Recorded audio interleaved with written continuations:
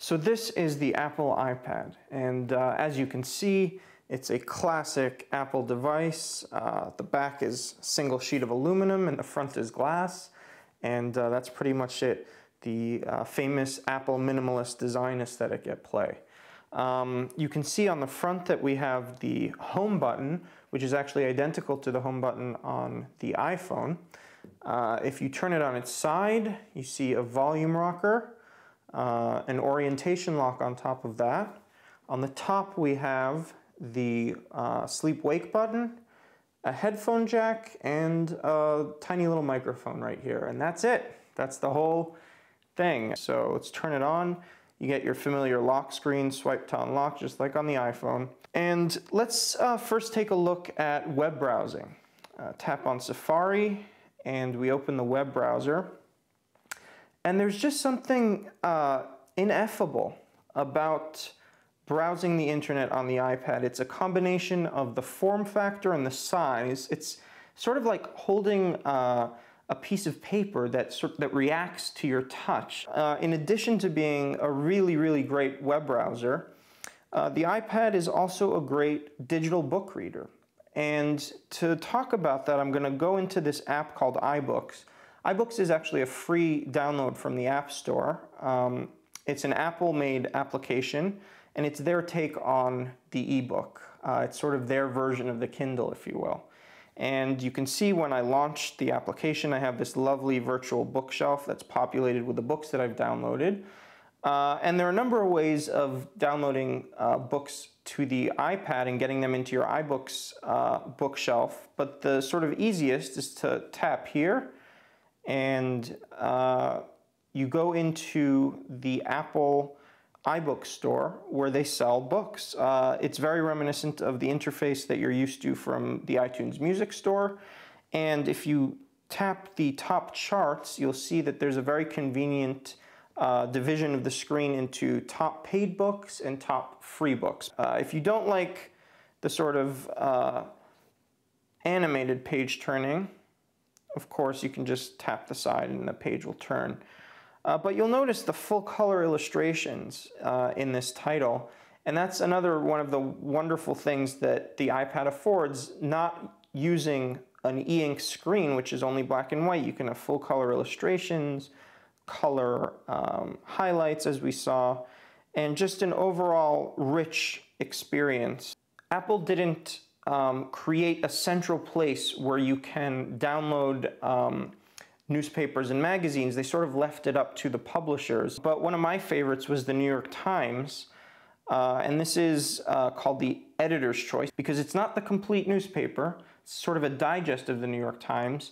But if you take a look at the interface, you can see where newspaper design might go on the iPad, and it's really quite lovely. In addition to newspapers, you've got magazines, and some magazines have opted to release apps every week or every month for their issues, but I prefer the sort of aggregated approach that the Zenio app has taken.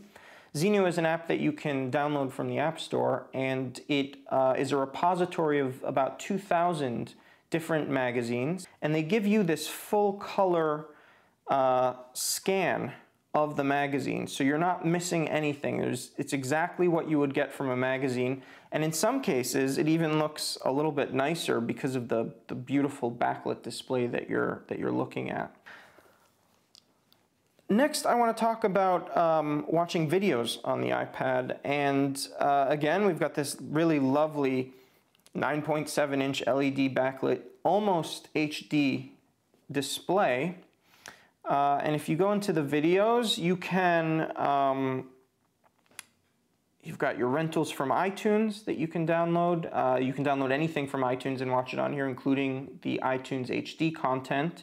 You can have your own movies that you've ripped and just sync through iTunes, TV shows and podcasts, of course. And here's just an example of something that I ripped, Angels in America, which is a great series.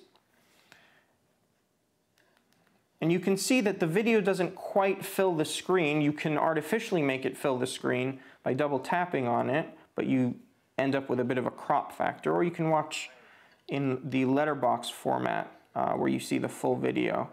But it really is wonderful and a very beautiful display. Finally, I want to talk about the future of what this device is going to be able to do once it's been in developers' hands for a little while. I think there's some really exciting potential here. And the best app that I've seen that demonstrates that potential is an app called The Elements. It's a wonderful app by Theodore Gray, which is a sort of periodic table of elements come to life.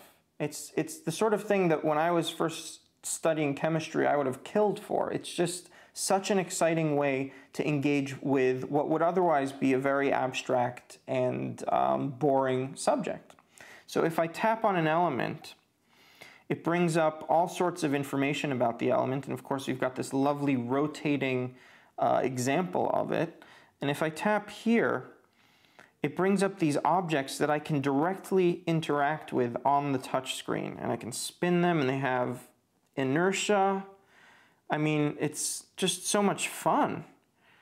And when I think about the possibilities for education and the kinds of rich media that can be created with this, I mean, this is like Harry Potter stuff, you know? I mean, it's just amazing. So that's been a quick look at the iPad. Thanks for watching. I'm Ungar-Sargon, and I'll see you next time.